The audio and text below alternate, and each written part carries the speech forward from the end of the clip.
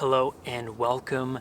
Today's project is all about step one of the recovery journey, taking on responsibility.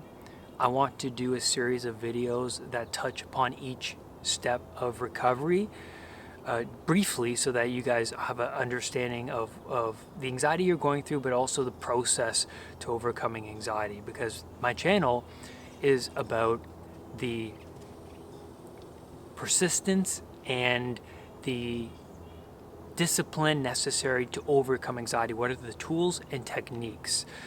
If you don't know who I am a life coach. I coach others who deal with anxiety disorders, but more importantly, I'm someone who came from health anxiety. I'm someone who came from agoraphobia. I couldn't even leave my house because I was afraid of stepping away from my safe zone and, well, having that panic attack, having those sensations come up, afraid of dying, but also dying in public and making a fool out of myself. There was a lot of things I was contending with.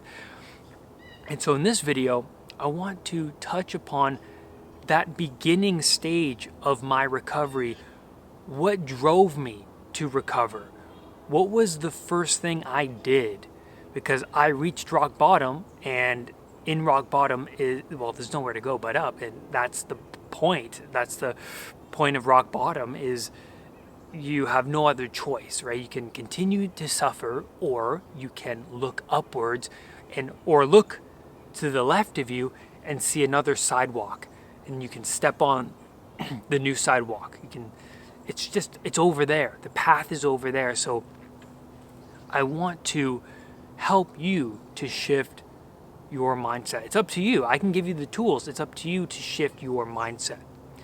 Now, in therapy, there's a rule of thumb. The client has to want to get help in order for the therapist to help them, right? So,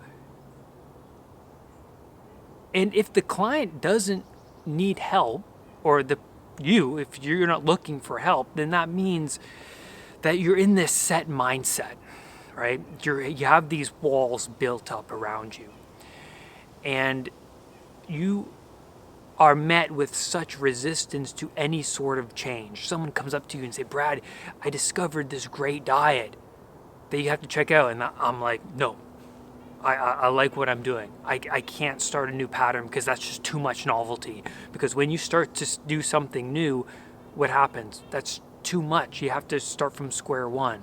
It's outside of your known territory, right? It's out in the unknown. Any new thing that you take on is in the unknown. And, well, to someone who's already suffering from anxiety, whose glass is overflowing, who's very conservative and set in their way of thinking, well, you don't even go up to that person, right? You eventually stop hanging around that person because it gets too repetitive. Human beings love to break down walls and explore. We're exploratory creatures. So anxiety recovery is that stepping out into this new area of exploration, right? And I'll get into that in just a moment.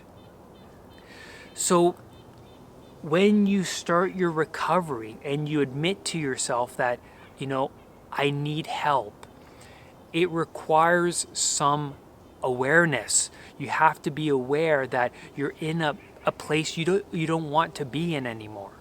This is a place that sucks, that your parents can't help you anymore. Your friends can't help you anymore. Your routines aren't serving you. So what do you do? Well, that's the beginning of my recovery, is that acknowledgement of things aren't getting better. I'm doing all of these coping strategies. I'm sitting in front of Netflix all day. I'm going to my doctors constantly. I'm talking about my anxiety to my loved ones constantly. They're not helping me. I'm still in rock bottom. What do I do? Well, the first step for me was, out of desperation, I went on to Google. I typed in Google, ruminating over symptoms, obsessing over symptoms, stressed about certain feelings, and then anxiety popped up. And then I clicked on a video of someone talking about anxiety. They suffered from this thing called anxiety. I didn't know what anxiety was. And they got better from it. But more importantly, that person spoke my language. And I remember thinking at the time, that's me. I am doing those habits that he's describing. I am avoiding situations that make me feel anxious. I am touching parts of my body. I am continuously Googling my symptoms. I'm doing all of these things. But then there is this other part of my mind where I'm thinking, I don't understand. This is a lot of information to take in. This is a lot of work to do to overcome this. How am I going to possibly get to where this person is in their life and overcome this Mount Everest obstacle in my way? How am I going to do that? Right? So now, at this moment, my mind shifted to this other sidewalk. Oh, I have this thing called anxiety. Now I have to learn about this whole new thing and start from square one. You have to be willing to start from square one in order to overcome this obstacle. So this is the process of moving from this unknown territory to this known unknown territory. The unknown is was my old self, ruminating over symptoms, unsure about what it is, catastrophizing whether it's cancer, unknown territory, completely lost. It's like being out in the middle of the ocean trying to grab onto a life preserver. But and when I first discovered that I have anxiety, that it's this thing called health anxiety, hypochondria, I started to move into this new known unknown territory. Oh, it's anxiety, but still anxiety is unknown to me. So now I have to expand my horizon on anxiety. What do I need to do? And now I have to start to learn. And that's step 2, right? But let's just focus on step 1, admitting that you have to change. Admitting to yourself that your map of the world isn't serving you anymore. So I started to look at time differently at this point. Because now that I've moved to this known unknown territory, I began to take on time and friend time, right? I started to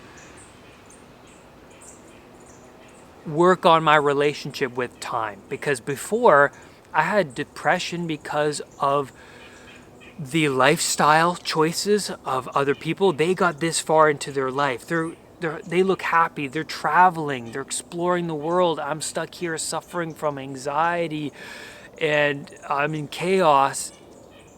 But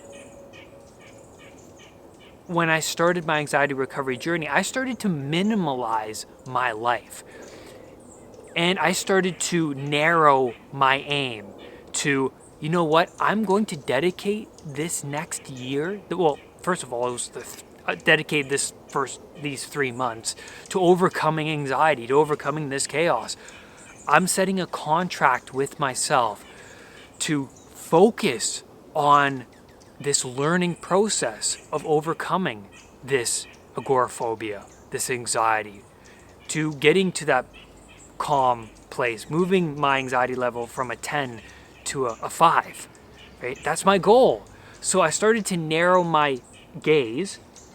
And so the Facebook friends who are exploring the world, getting married, started to become irrelevant. My negative friendships started to become irrelevant. I started to serve this higher self that I could possibly reach this new state of consciousness, this awareness, this alertness, this spaciousness that I never experienced before in my life. I could get there. And so I started to establish this new relationship with time that, you know what? I'm going to wake up tomorrow morning and go to the coffee shop and learn about anxiety. That's my goal. So now I'm not waking up anymore with 100 goals flying around me. What, I gotta find a job, or I gotta, what career could I pursue? What, my relationship isn't working out, and I'm having trouble with my relationship. What am I gonna do? I'm having trouble with my friendships. I have to do this. I have to do that. All of those things started to condense and disappear, and then this new focus of, okay, my goal to learn about this anxiety. What do I need to do? What are the disciplinary actions that I need to take every day to overcome this chaos? So I started to feel different. I started to feel like there was meaning. That's where meaning started to arise in my life, is that I had an aim, I had somewhere to go, but also it was a meaningful aim, that my life could be better because I was asking myself these questions.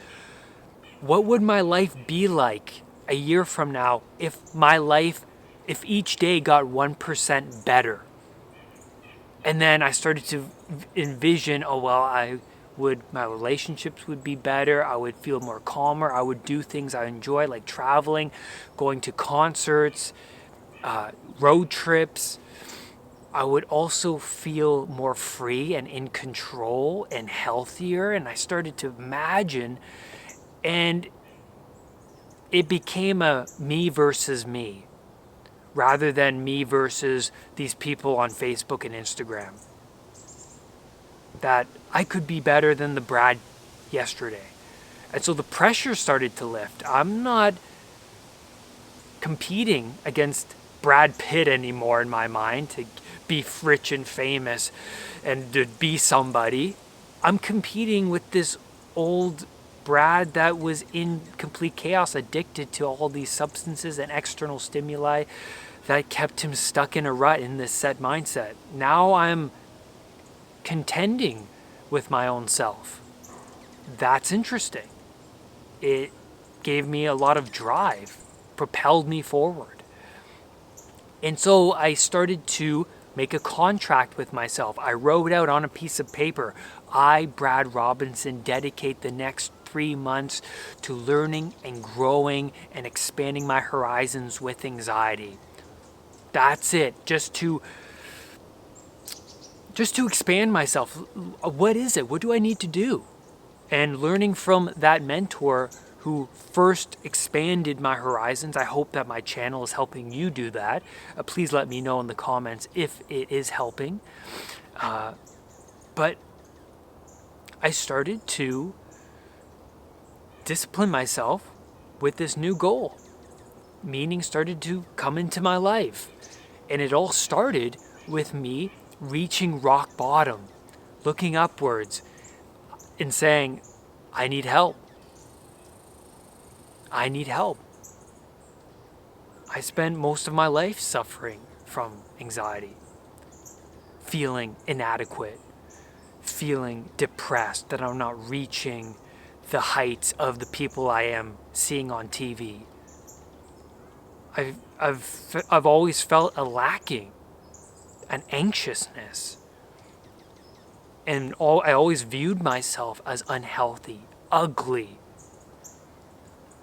And I decided to befriend, I think that's the right word, of time. Started to establish a new relationship with time and minimalize my aim. I started to minimalize my projection in this life. And that's where I'm going to leave you in today's video. Thank you so much for being here with me today. If you're interested in one-on-one coaching, I recommend you check out the link below. Check out the coaching options I have. And lastly, do not let anxiety define who you are. I will see you on the next video. Bye for now. Make sure you hit that subscribe button and that bell so that whenever a new video of mine appears, you will be one of the first to know. Namaste.